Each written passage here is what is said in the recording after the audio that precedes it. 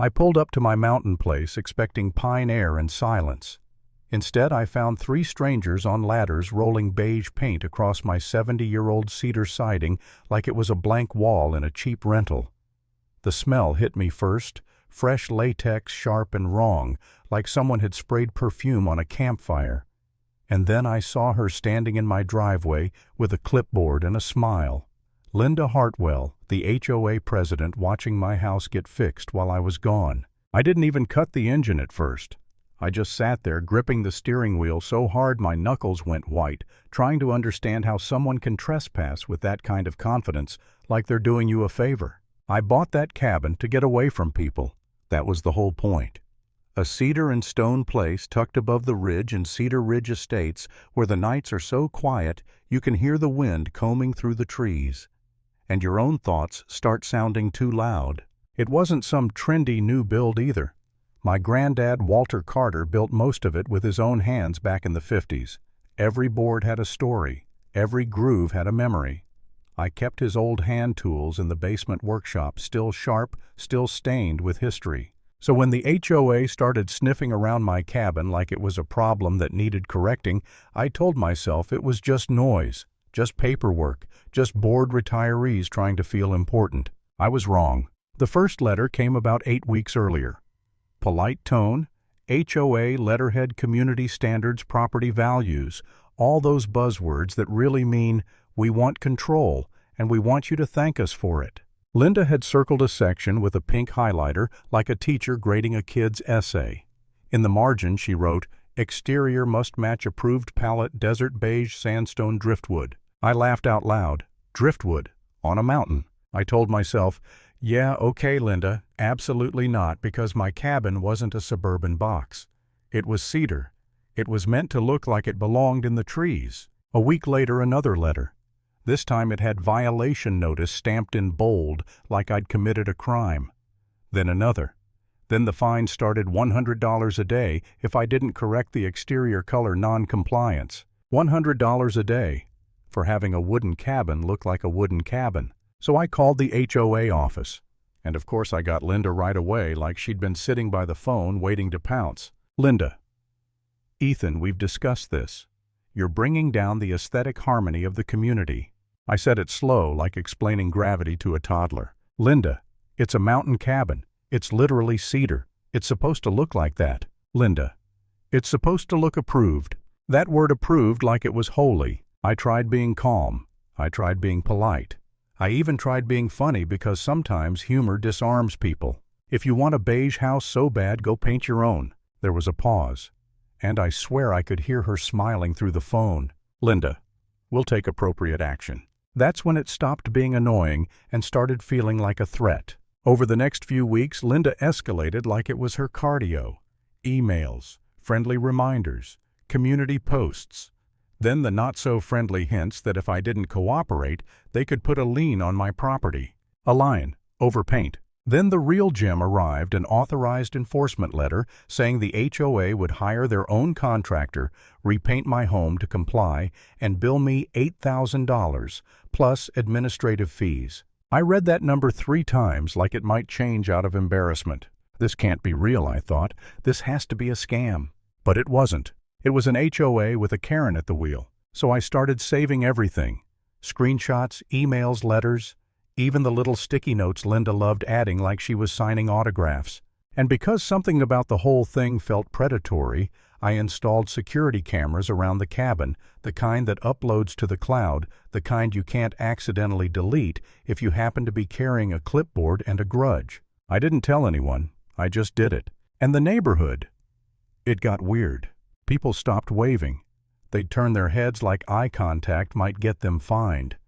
At the mailboxes, conversations died the second I walked up. I could feel it, that invisible HOA pressure. The don't get on Linda's bad side energy. And then there was Brad Lawson. He used to be normal, chatty, friendly.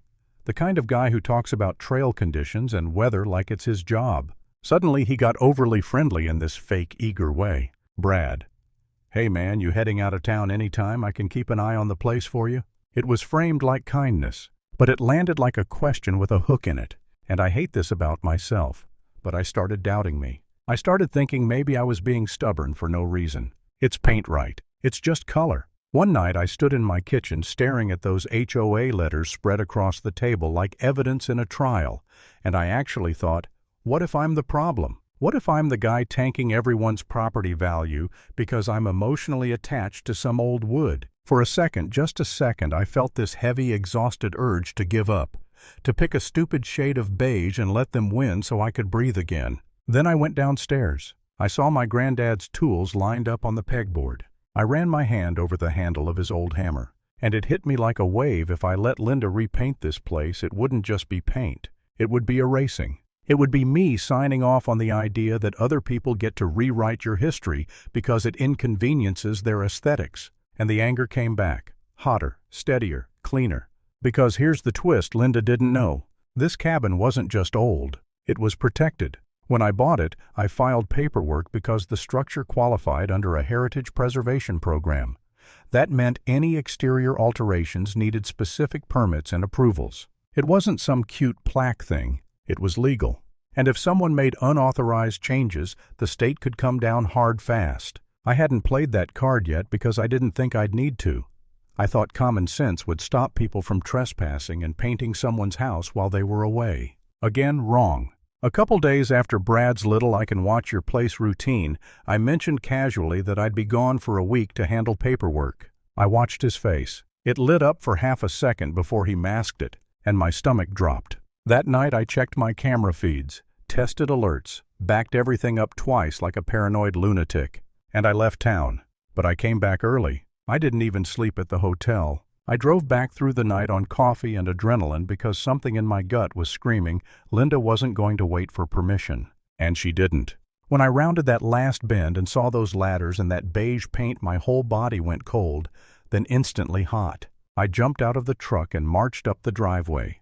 Linda turned like she had been expecting applause. Linda, oh, you're back sooner than we thought. Get off my property. The painters froze mid-roll. One of them looked at Linda like, are we supposed to be here? Linda didn't move.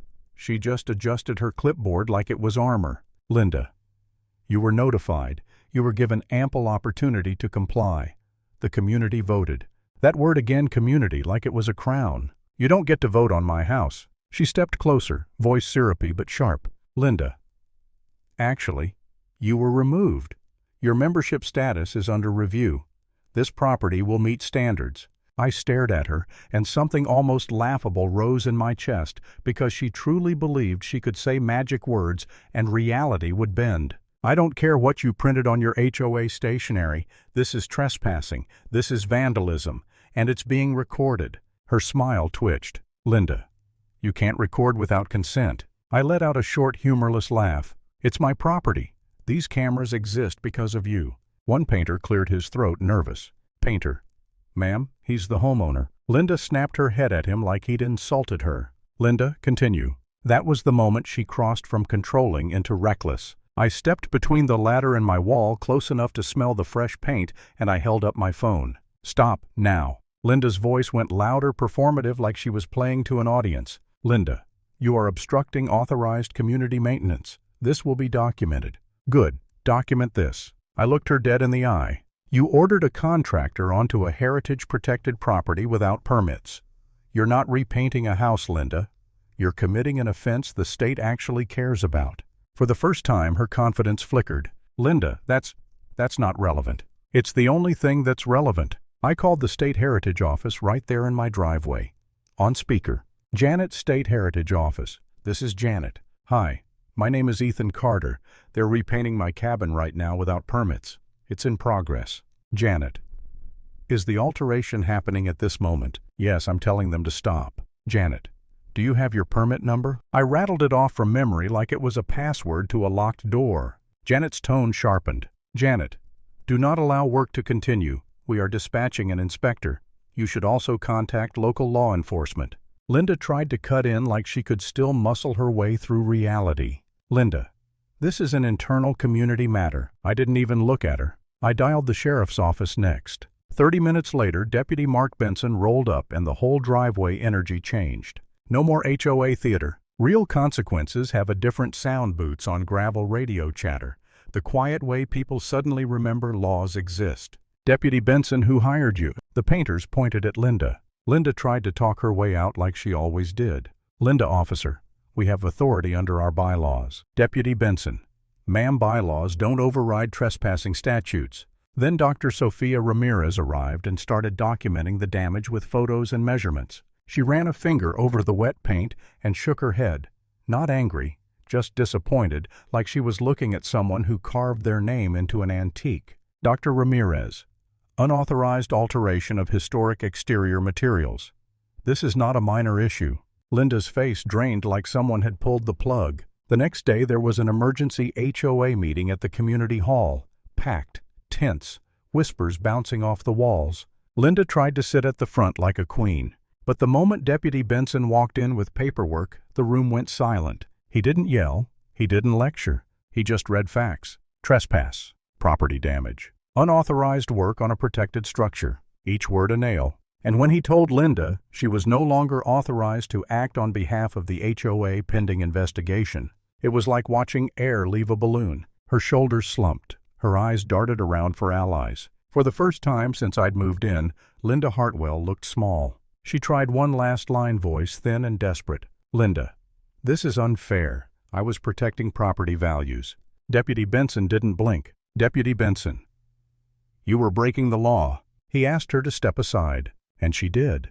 Because bullies love power, until it shows up wearing a badge and holding a pen. I stood in the back of that room, heart pounding, not celebrating, not smiling, just watching the moment her control snapped in half. And realizing something I wish I'd remembered from the start. When someone mistakes your silence for permission, the loudest response is proof. Lesson: never let a bully with a clipboard convince you they own what you worked your whole life to protect.